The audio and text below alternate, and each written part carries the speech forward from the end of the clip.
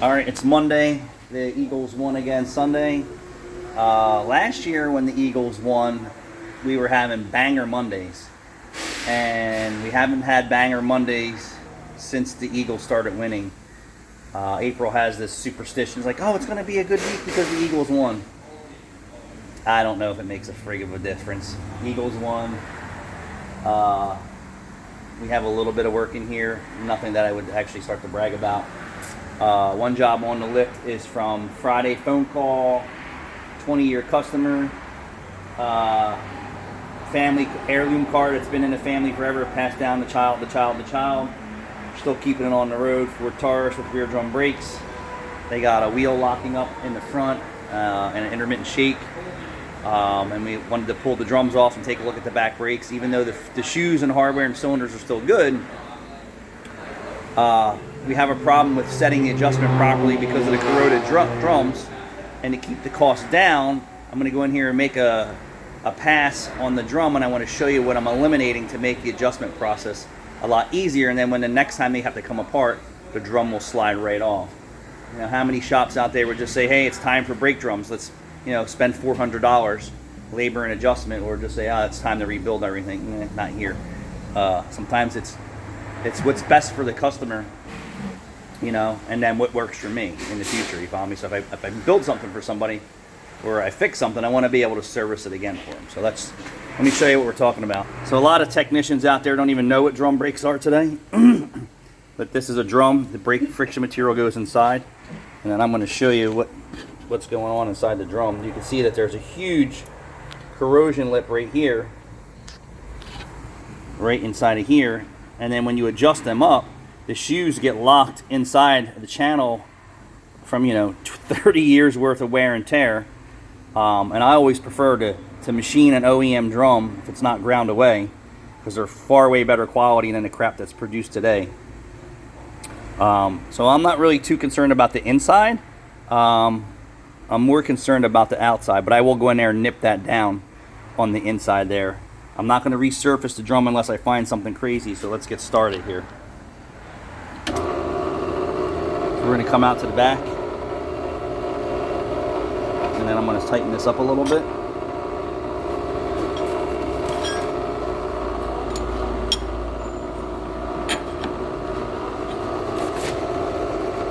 And then we're going to come out.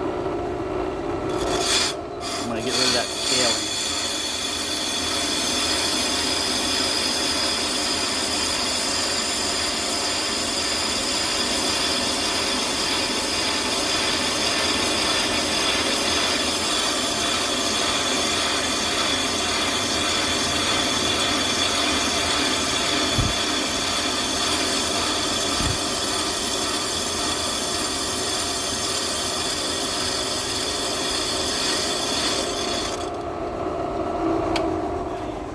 So now that edge is completely gone, the shoes will slide in and out. So now I'm going to go in, and I'm just going to touch the drum surface. And it's so easy for anyone to just pick up the phone and say, oh, it's time for a set of drums. So these are a little out of round. So actually I'm going to cut these. And it actually got worse as you go inside. That's called a belt. It's a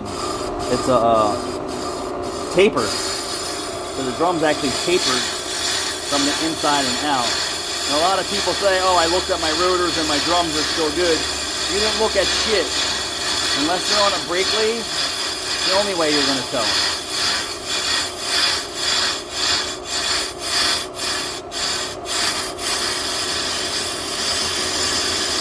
They look good.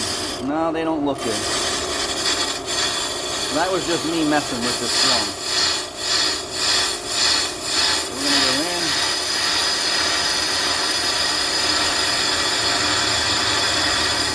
And that was me taking a heavy cut on it.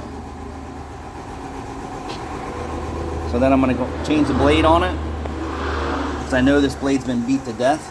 Let's see if I can't keep you in view while I do this.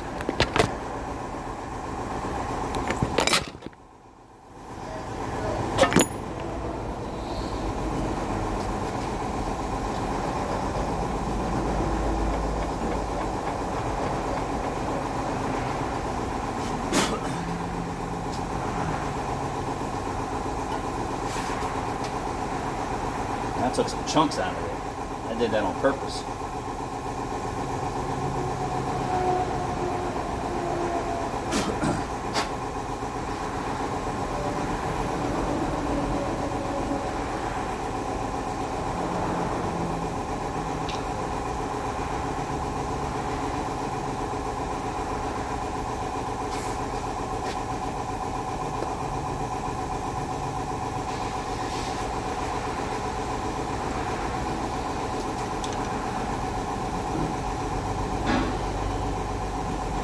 Still no engine from my machine shop guy. I should have just ordered an engine, I'd have been done by now. Should have ordered an engine, I'd have been done by now. My car would be back together. Anytime you have to rely on a machine shop or things like that, tons of delays in time.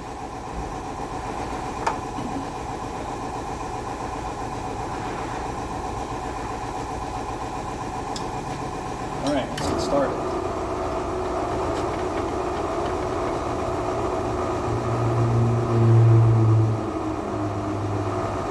Oh, let me show you. So even with all those heavy whacks, you can see some old drum surface right there showing through. That's the low spots in the drum with all that whacking that I did.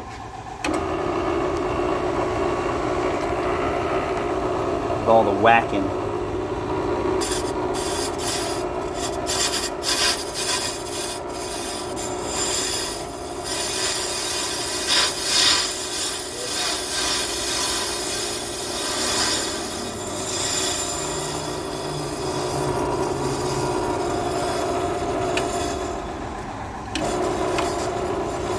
All right, this is a slow cut.